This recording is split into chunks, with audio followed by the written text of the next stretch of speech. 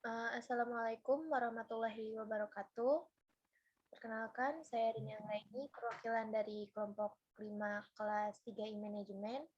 Di sini kami akan mempresentasikan hasil dari kerja kelompok kami tentang laporan rasio keuangan industri transportasi. Pertama ada PT ASA yang akan dijelaskan oleh Riki. Waktu dan tempat saya persilahkan. Di sini saya mencari analisis laporan keuangan dari PT ASA atau Adi Sarana Armada pada tahun 2020. Data ini saya dapatkan dari idx.go.id. Di sini saya mencari data yaitu aset lancar, liabilitas lancar, persediaan, laba bersih, total aset, total ekuitas, penjualan, total liabilitas, jumlah saham beredar, dan harga saham. Di sini saya mencari hasilnya yaitu rasio likuiditas, ada rasio lancar dan rasio cepat. Rasio lancar sebesar 43,68%, rasio cepat sebesar 43,29%, dan di sini ada rasio profitabilitas. Saya mencari 3 yaitu ROA, ROE, dan NPM. ROA-nya sebesar 1,36%, ROE-nya sebesar 4,88%, dan NPM-nya sebesar 2,31%. Di sini ada rasio leverage yaitu DAR dan DER. DAR-nya sebesar 72,16% dan DER-nya sebesar 259,26%. Lalu di sini saya mencari rasio aktivitasnya. Ada 2 yaitu TAT dan ITR. TAT-nya sebesar 58,74% dan ITR-nya sebesar 53.586%. Di sini saya mencari rasio pasar.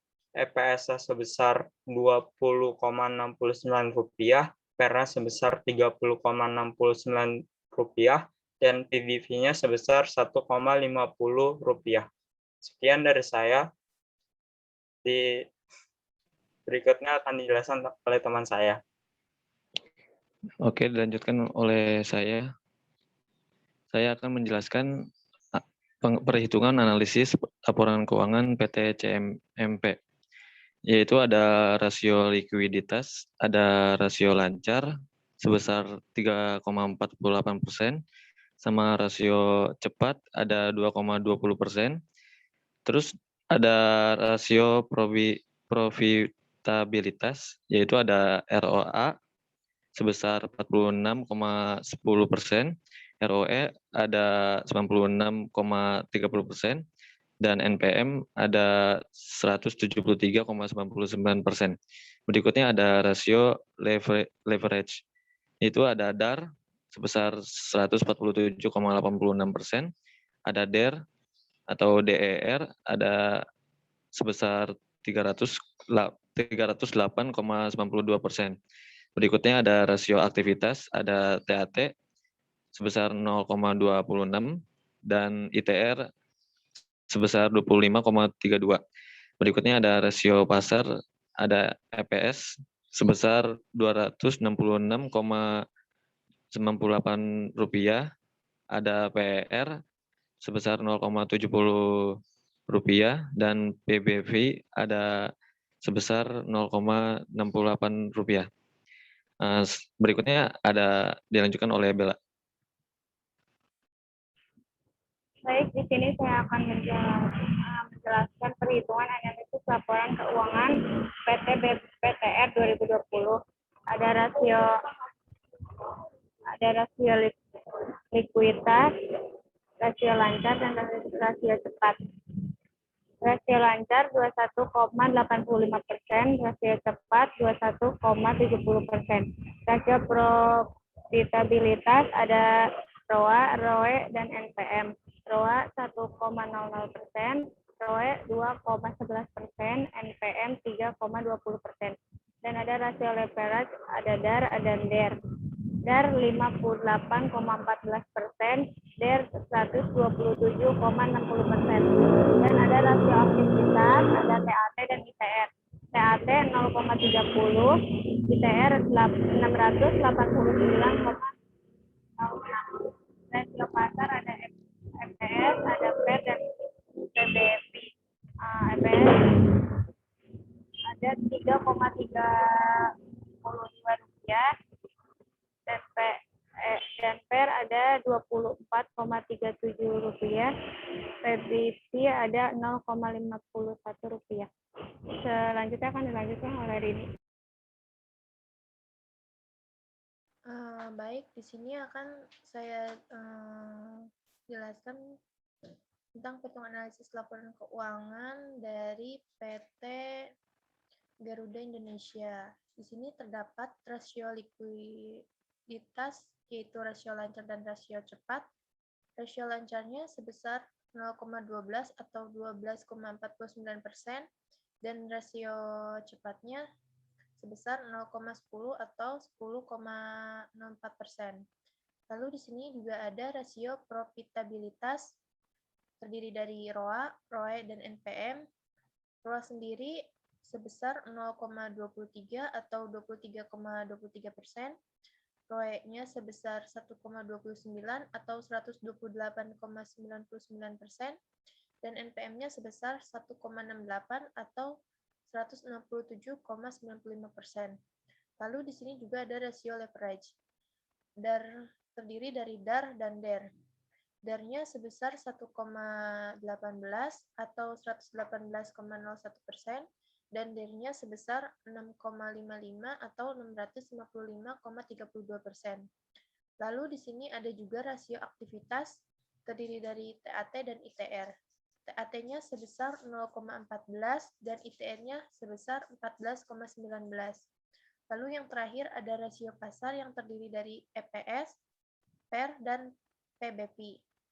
EPS-nya sebesar Rp0,10, lalu PER-nya sebesar Rp4.152, dan PBP-nya sebesar Rp5.355. Lalu selanjutnya akan dilanjutkan oleh Gia. Baik, di sini saya akan menjelaskan PT Express Trans Studio Utama. Di sini terbagi ada rasio likuiditas, terdapat dua rasio lancar, rasio cepat. Rasio lancarnya 1,79 atau 178,94%. Rasio cepatnya 1,77 atau 177,44%. Rasio profitabilitasnya ada ROA, ROE, NPM. ROA-nya 0,02 atau 22,38%. ROE-nya 0,03 atau 3,29%. NPM 0,01 atau 0,80%. Rasio leverage terbagi DAR dan DER. DAR-nya 0,29 atau 28,56%. DER-nya 0,39 atau 39,43%. Rasio aktivitasnya ada TAT dan ITR. TAT-nya 2,97, ITR-nya 2071,11. Rasio pasarnya ada EPS, PER, dan PBP. EPS-nya 0,68, PR-nya 1899,01, PBP-nya 62,38. Baik, bisa ditarik kesimpulan dari 5 perusahaan ini. Untuk PT ASA itu sudah terlihat banyak yang kurang baik. Lalu untuk CMPP juga, BPTR, dan GIA, dan sudah terlihat juga bahwa PT BIRD lebih baik dari beberapa presentase yang ada. Untuk kesimpulan yang pertama, rasio lancar, bisa disimpulkan bahwa karena rasio perusahaan AALI, CMPP, BPTR, dan GIA kurang dari 1, yang artinya perusahaan bisa kesulitan membayar utangnya tepat waktu kepada kreditor, sedangkan perusahaan BIRD mampu membayar utang dari aset yang dimilikinya. Lalu, untuk rasio Untuk rasio cepatnya, bisa disimpulkan bahwa perusahaan Bird memiliki kemampuan yang baik dalam menyelesaikan kewajibannya. Lalu, untuk ROA dari kelima perusahaan ini bisa disimpulkan bahwa perusahaan CMPP bisa menghasilkan laba yang lebih besar dibanding perusahaan yang lainnya. Lalu, untuk ROE dari 5 perusahaan ini bisa disimpulkan bahwa perusahaan GAA mampu mengelola ekuitas secara lebih efektif untuk menghasilkan pendapatan dibanding dengan perusahaan lainnya. Lalu kesimpulan yang kelima adalah perusahaan CMPP dan GAA memiliki laba bersih yang baik dari perusahaan lainnya, sehingga kedua perusahaan tersebut memiliki keuntungan yang meningkat. Lalu kesimpulan yang keenam adalah perusahaan Bird memiliki utang yang paling sedikit dibandingkan perusahaan yang lainnya. Kesimpulan yang ketujuh adalah perusahaan GAA mendapat sebagian pendanaan dari pemberi hutang. Semakin tinggi rasio hutang terhadap modal, maka semakin tinggi pula jumlah hutang atau kewajiban perusahaan untuk melunasi hutang. Lalu kesimpulan yang kedelapan adalah semakin besar TAT, semakin bagus. Artinya, aktivitas semakin cepat berputar dalam mencapai laba. Perusahaan Bird memiliki TAT yang tertinggi. Lalu, kesimpulan ke-9 adalah perusahaan ASA, Bird, dan BPTR mendapatkan pendapatan dan keuntungan perusahaan yang lebih baik dibanding perusahaan lainnya. Lalu, kesimpulan yang ke-10 adalah EPS perusahaan GAA semakin baik karena laba perusahaan meningkat dibanding perusahaan sebelumnya, serta perusahaan dapat dikatakan bertumbuh. Lalu kesimpulan yang ke-11, perusahaan GAA dan Bird memiliki harga saham di atas dari harga semestinya dibanding perusahaan lainnya. Dan kesimpulan yang terakhir adalah perusahaan GAA memiliki harga saham yang sangat tinggi dibanding dengan perusahaan lainnya. Lalu ada kesimpulan dari keseluruhan yang telah dianalisis.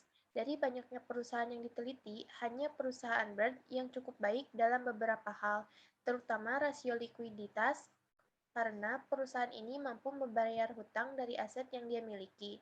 Dan jika dilihat dari rasio leverage pun, perusahaan Bird lah yang memiliki hutang paling sedikit dibanding perusahaan lainnya. Tetapi jika dilihat dari rasio probabilitasnya, perusahaan Bird bisa terbilang buruk. Dengan kata lain, setiap perusahaan memiliki kelebihan dan kekurangannya masing-masing dalam mengatasi sumber dayanya. Sekian presentasi dari kelompok kami. Kurang lebihnya mohon maaf. Wabillahi taufiq wal hidayah. Wassalamualaikum warahmatullahi wabarakatuh. Waalaikumsalam warahmatullahi wabarakatuh.